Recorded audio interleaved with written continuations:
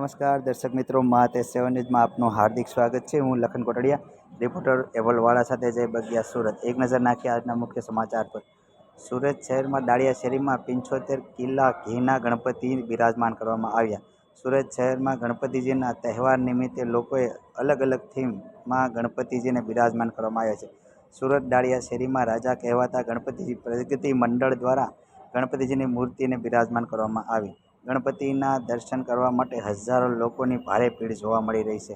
સુરત સિટીની અંદર ગણપતિને અલગ અલગ થીમ સાથે બિરાજમાન કરવામાં આવ્યા છે। કોઈ વૃક્ષના ગણપતિ બનાવવામાં આવ્યા છે, કોઈ દ્વારા ઘીના ગણપતિ બનાવવામાં આવ્યા છે। ઘીની મૂર્તિની અંદર અયોધ્યા મંદિરનો નજારો પણ જોવા મળી શકે છે। ગણપતિજીની બાજુમાં જ રામલલ્લાની મૂર્તિના દર્શનનો લાભ લઈ શકાય છે। રિપોર્ટર એવલવાળા સાથે જય બગિયા, સુરત, મહાતેજ 7 ન્યૂઝ।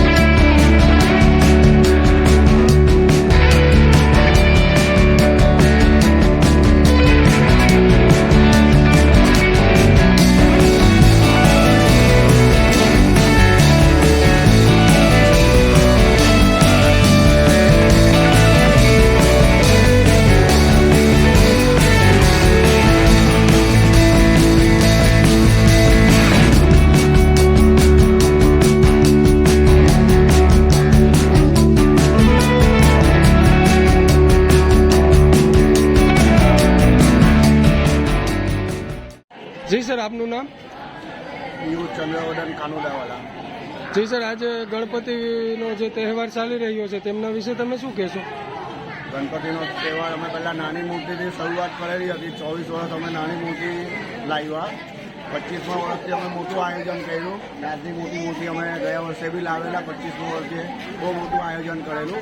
એના કારણે સરકાર અમને એટલો બધો મળ્યો, એના કારણે આ વર્ષે બી અમે મોટી મૂર્તિનું આયોજન કર્યું છે। અમને બહુ સારો